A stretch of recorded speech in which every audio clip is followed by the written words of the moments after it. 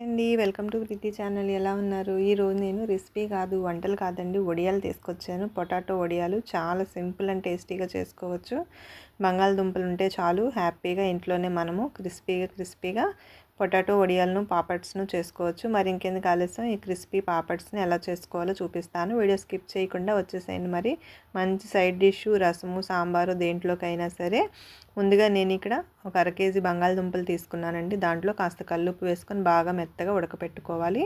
కారానికి ఒక 10 వరకు పచ్చిమిర్చి, ఒక అర డజన్ ఎండుమిర్చి, ఒక 4 రెమ్మల కరివేపాకు తీసుకోవాలి. ముందుగా మిక్సీ జార్లో ఎండుమిర్చి, పచ్చిమిర్చి, 1 ఇంచు వరకు అల్లం యాడ్ చేసుకోవాలి. అల్లం అనేది ఆప్షనల్ అండి.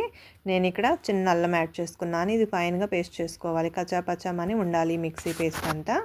ఇప్పుడు బంగాళదుంపలన్నీ కూడా బాగా మెత్తగా ఉడికిపోయినాయి చూడండి. ప్లేట్లో తీసేసుకోవాలి. చల్లటి నీళ్ళు వేసుకొని మరీ పూర్తిగా చల్లారకుండా గోరువెచ్చగా ఉంటే సరిపోతుంది. బంగాళదుంపలన్నీ కూడా ఒక ప్లేట్లోకి తీసుకోవాలి. బాగా మెత్తగా ఉడకపెట్టుకోవాలండి, అది ముఖ్యం. బంగాళదుంపలన్నిటినీ కూడా పొట్టు తీసేసుకొని ప్లేట్లో తీసుకున్నాక స్మాషర్తో ఇలా స్మాష్ చేసుకోవాలి. కావాలంటే మిక్సీ అయినా వేసుకోవచ్చు.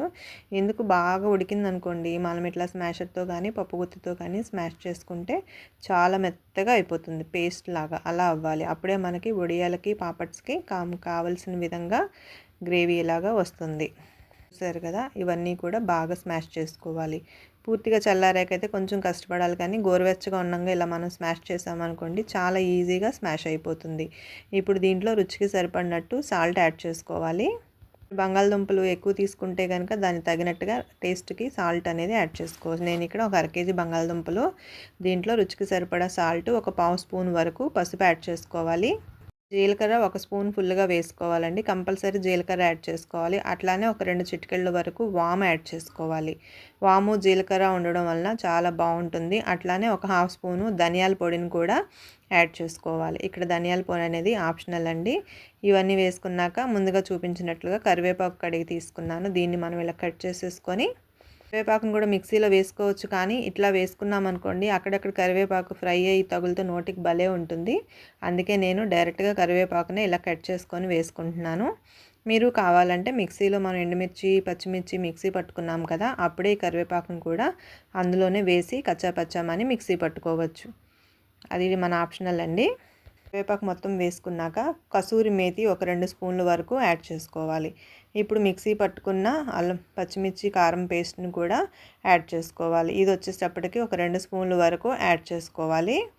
ఇవన్నీ కూడా వేసేసుకున్న తర్వాత మనకి కారం సరిపోలేదు అనిపిస్తే కనుక మీకు ఇంకొక స్పూను కారం అయినా సరే యాడ్ చేసుకోవచ్చు. చిల్లీ ఫ్లేక్స్ యాడ్ చేసుకోవచ్చు. నేను ఇక్కడ డైరెక్ట్గా మిక్సీ పట్టేసుకున్నాను కాబట్టి కారము, చిల్లీ ఫ్లేక్స్ అనేది యాడ్ చేయట్లేదు. ఇప్పుడు ఇదంతా కూడా బంగాళాదుంపల్లో బాగా కలిసేటట్టు కలుపుకోవాలి. చేత్తోనే కలిపేటప్పుడు ఎక్కడన్నా మనకి చిన్న చిన్న పీసెస్ కింద ఉంటే అది కూడా మెత్తగా స్మాష్ అయ్యేటట్టు నొక్కుతూ కలుపుకోవాలి. చాలా స్మూత్గా రావాలి. అలా వచ్చిన వరకు కలుపుకోవాలి. మీకు అలా అవ్వలేదు అనిపిస్తే, డౌట్ ఏమైనా ఉంటే ముందుగానే మిక్సీలో వేసుకున్నా కూడా మెత్తగా అవుతుంది. చూడండి, చాలా మెత్తగా ఉడికింది. నాకైతే మొత్తం అంతా కూడా బాగా కలిసేటట్టు ఇట్లా కలుపుకోవాలి. చూసారా, మొత్తం అంతా పిండి ముద్దలాగా అవుతుంది. ఈ విధంగా రావాలి. ఇట్లా పూర్తిగా వచ్చిన తర్వాత ఒక 5 నిమిషాల పాటు పక్కన పెట్టేసుకొని, ఇప్పుడు 5 మినిట్స్ తర్వాత చిన్న చిన్న బాల్స్ కింద తీసుకోవాలి. మనం ఏం ఆయిల్ గట్ట రాసుకోవాల్సిన పని లేదు. మామూలుగానే చేయి తడి చేసుకొని ఇలా వేసేసుకున్నామంటే చిన్న చిన్న బాల్స్ కింద వస్తాయి. ఇట్లా అన్నీ కూడా బాల్స్ కింద వేసుకున్నాక ఇప్పుడు మనము వడియాలు పట్టుకుందాం పాపడ్స్ లాగా. ఇప్పుడు కవర్ మీద కాస్త కానీ వాటర్ కానీ రాసుకోవాలి. నేను ఇక్కడ ఆయిల్ అప్లై చేసుకున్నాను. ఇప్పుడు మనం తీసుకున్న ఈ బాల్స్ లాగా పెట్టుకున్నాం కదా పాపడ్ మిశ్రమాన్ని అంతటినీ కూడా చూడండి ఈ విధంగా ఒత్తేసుకోవాలి. సేమ్ పాపడ్స్ లాగా చక్కగా రౌండ్ షేప్ వచ్చినా పర్వాలేదు, రాకపోయినా పర్వాలేదు, మనం ఇలా పల్చగా ఒత్తుకోవాలి. అది మెయిన్ కంపల్సరీ. కాకపోతే రౌండ్ అనుకోండి చూడటానికి కూడా చాలా బాగుంటుంది కదా. ఇట్లా మొత్తం అన్నీ కూడా ఈ విధంగా వీడియోలో చూపిస్తున్న విధంగా ఒత్తేసుకోవాలి. క్లాత్ మీద అయినా సరే వేసుకోవచ్చు. నేను ఇక్కడ కవర్ మీద వేసుకున్నాను. అది మన కన్వీనియంట్ని బట్టి మనం అనేది ఇక్కడ అడ్జస్ట్ చేసుకోవచ్చు. వీటినే మనం పాల ప్యాకెట్లో వేసుకొని కురుకురేలకు మళ్ళీ కూడా వేసుకోవచ్చు. నేను ఇక్కడ పాపడ్స్ మళ్ళాగా చేశానండి. చాలా బాగుంటాయి.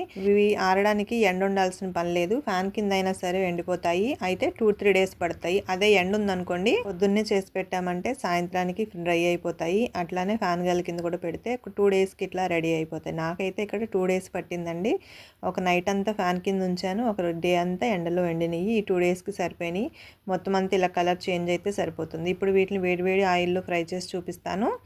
చూడండి చాలా బాగుంటాయి వడియాలు పాపడ్స్. రైసు సాంబారు దేంట్లోకైనా చాలా ఫ్లేవరబుల్గా ఉంటుంది. ఆలు ఫ్లేవర్తో కారం కారంగా మంచి స్నాక్స్ కింద ఉపయోగించుకోవచ్చు, చిప్స్ కింద వాడచ్చు, అట్లానే పాపడ్స్ కింద యూస్ చేసుకోవచ్చు.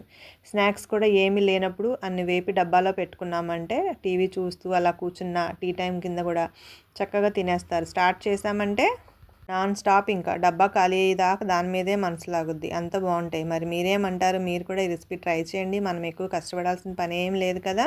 ట్రై చేసి రెసిపీ మీకు ఎలా అనిపించిందో కామెంట్ చేయండి ఫ్రెండ్స్. మీరు కొత్తగా చూస్తున్నట్లయితే నా ఛానల్ను please subscribe my channel. I request అండి. మీరు లైక్ చేసేటప్పుడు హైప్ అని మీకు అక్కడ డిస్ప్లేలో కనిపిస్తే కనుక హైప్ అనే బటన్ని నొక్కండి. దానివల్ల మీకేం ఇబ్బంది లేదు. నొక్కితే వల్ల హైప్ వల్ల ఇంకొంతమందికి వీడియో అనేది ఫార్వర్డ్ అవుతుంది. అంతే. థ్యాంక్ యూ ఫర్ వాచింగ్ అండి. కొత్తగా చూస్తుంటే కంపల్సరీ లైక్ చేసుకోండి ఫ్రెండ్స్. కామెంట్ ఇవ్వండి. ఈ రెసిపీ మీకు నచ్చినట్లయితే మీ ఫ్రెండ్స్కి రిలేటివ్స్కి కూడా షేర్ చేయండి. ఈ రెసిపీ మీకు ఎలా అనిపించిందో కంపల్సరీ నాకు కామెంట్ ఇవ్వండి. అయిపోయినాయండి. ఇవన్నీ కూడా సర్వ్ చేసుకుందాము. చాలా అంటే చాలా బాగుంటాయి. చేయడం ఒక ఎత్తు అయితే డిస్ప్లే ఒక ఎత్తు అండి. డిస్ప్లే ఎలా చేయాలో కూడా నాకు అర్థం కాలేదు. అందుకే నేను ఇలా 1 బై 1 చూపిస్తున్నాను. విడివిడిగా చూపిద్దామన్నా మనకి ఎలా తెలుస్తుంది అని ఒక ఐడియా. అందుకని మొత్తం అన్నీ కూడా నేను ఇక్కడ మీకు ఇట్లా సర్వ్ చేసి చూపిస్తున్నాను. పై మీ కామెంట్స్ కూడా నాకు కామెంట్ సెక్షన్లో తెలియచేయండి ఫ్రెండ్స్. సలహాలు సూచనలు కూడా ఇవ్వండి. Thank you for watching. Thank you for your support అండి. Thank you.